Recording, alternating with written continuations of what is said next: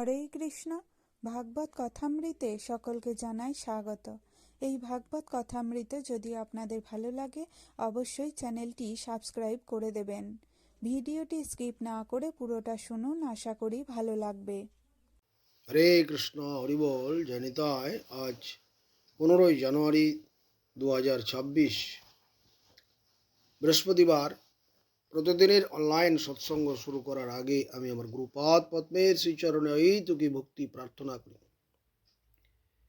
ভক্তি সিদ্ধান্ত সরস্বতী গোস্বামী প্রভুপাদের শ্রী চরণান্তিকে শতকোটি ভক্তি প্রণাম জানাই। শ্রী শ্রী শ্যামদাস বাবার চরণে দণ্ডবত প্রণাম এবং এইটুকি ভক্তি প্রার্থনা করি। সমস্ত গৌরাঙ্গ পরিবারের সকল ভক্তকে চরণে আমি জানাই দণ্ডবত প্রণাম। সকলের কাছে আমি কৃপা এবং আশীর্বাদ প্রার্থনা করছি।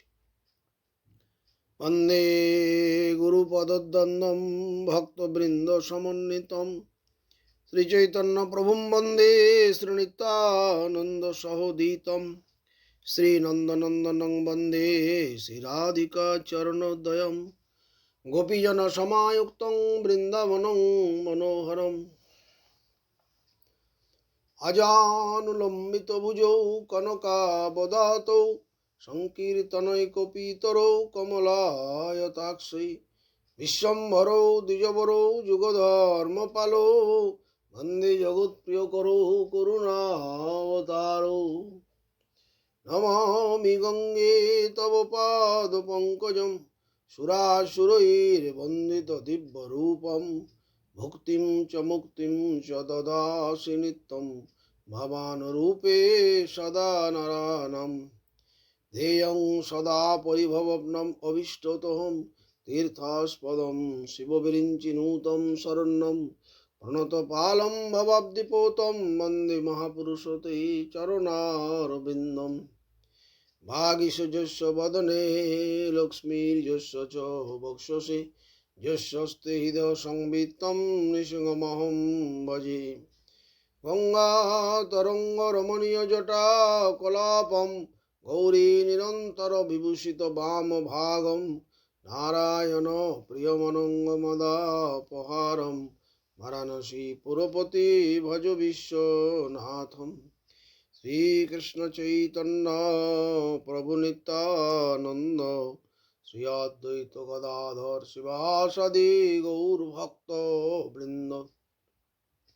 জয় রূপ সনাতন ভট্ট রঘুনাথ শ্রীজীব গোপাল ভট্ট দাস রঘুনাথ নারায়ণ নমস্কৃত্যং নরং চৈব নরোত্তমং দেবীং সরস্বতীং ব্যাসং ততো জয়মুদীরয়েৎ।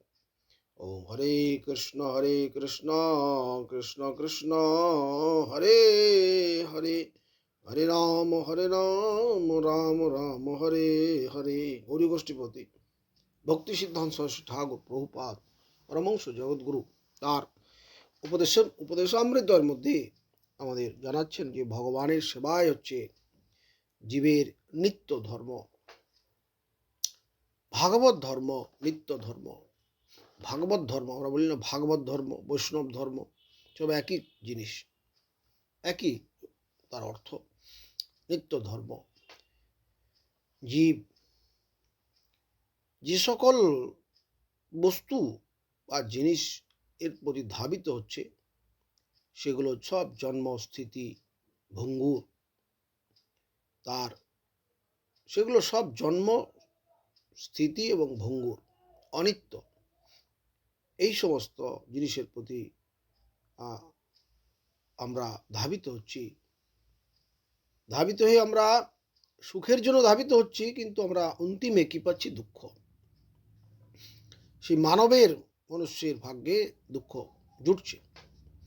কিন্তু বলছেন প্রভুপাদ যে মানব যদি বুদ্ধিমান হয়, যদি চতুর হয়, তাহলে কিন্তু সে সাধুর সঙ্গে সবসময় থাকবে। সাধুর সঙ্গে সেই অশোক অভয় অমৃত, যে ভগবানের অমৃত আধার, ভগবানের সেবায় জীবনটা তার উৎসর্গ করতে পারে সাধুর সঙ্গে, একমাত্র সাধুর সঙ্গে তারা। না হলে তার ইচ্ছা জাগবে না, কারণ ভগবানের সেবা অসম্ভব করা। ভগবানের সেবা যে কেউ করতে পারে না। একমাত্র সাধুগুরুর সঙ্গ প্রভাবের দ্বারা, তার শক্তির দ্বারা সে সেই অশোক অভয় অমৃত যে ভগবান, তার সংস্পর্শে আসতে পারে।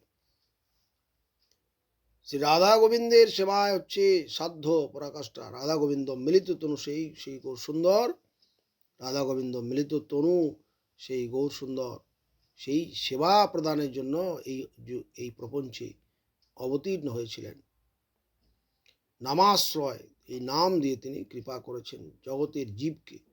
এই নাম ছাড়া কোনো দ্বিতীয় কোনো উপায় নাই। একমাত্র ভগবত প্রাপ্তির উপায় হচ্ছে এই নাম।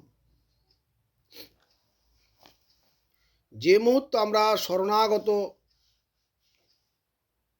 সেই মুহূর্তে আমাদের মঙ্গল করায়ত্ত। আমরা শরণাগত যতক্ষণ থাকবো, সাধুগুরু চরণে শরণাপন্ন থাকবো। ভগবান, আমরা তো ভগবানকে দেখতে পাচ্ছি না, তাই ভগবান দূরে, আগে সাধুগুরু শরণাপন্ন হতে হবে। সাধু, সেরকম সাধু, তার শরণাপন্ন থাকতে হবে, তার শরণাগত থাকতে হবে, তাহলে পরে আমাদের নিশ্চিন্ত। আর আমরা যতটা অশরণাগত থাকবো, ততটা অমঙ্গলকে আমরা আলিঙ্গন করে থাকবো, ততটাই আমাদের অমঙ্গল। আমরা মনে করতে পারি আমাদের মঙ্গল, কিন্তু বাস্তবিক তা হতে পারে না। প্রভুপাদ বলছেন, ভগবান কৃষ্ণ আমাদেরকে ক্লেশ দিতে আনে নাই, কষ্ট দেবার জন্য এই জগতে আনেন নাই। আমরা এই স্বতন্ত্রতার অপব্যবহার করার জন্য আমরা অমঙ্গল বরণ করছি। স্বতন্ত্র, আমরা যে স্বাধীন মনে করছি, যা খুশি করতে পারি, নিজের মনেকে গুরু করে চলছি, যা ইচ্ছা তাই করতে পারি, এই জন্যই আমাদের এত দুঃখ কষ্ট। তাই প্রভুপাদ বলছেন যে কৃষ্ণ ভগবান জীবকে কষ্ট দেবার জন্য এই জগতে আনেন নাই। আমরা কষ্ট পাচ্ছি নিজের স্বতন্ত্রতার অপব্যবহারের জন্য। এই জন্য তার বাণীতে মঙ্গলময়ী, তার যদি বাণীতে আমাদের শ্রদ্ধা হয় তাহলেই মঙ্গল। আর যদি শ্রদ্ধা উদিত না হয়, শরণাগত না হতে পারি, তাহলে আমরা ততটাই অমঙ্গলের মধ্যে রয়েছি। প্রভুপাদ আমাদের জানাচ্ছেন। আজকে আমরা এই পর্যন্তই প্রভুপাদের উপদেশ থেকে শ্রবণ করলাম। পরের দিন আমরা আবার পরে আলোচনা করব। হরে কৃষ্ণ। বহুত বহুত ধন্যবাদ।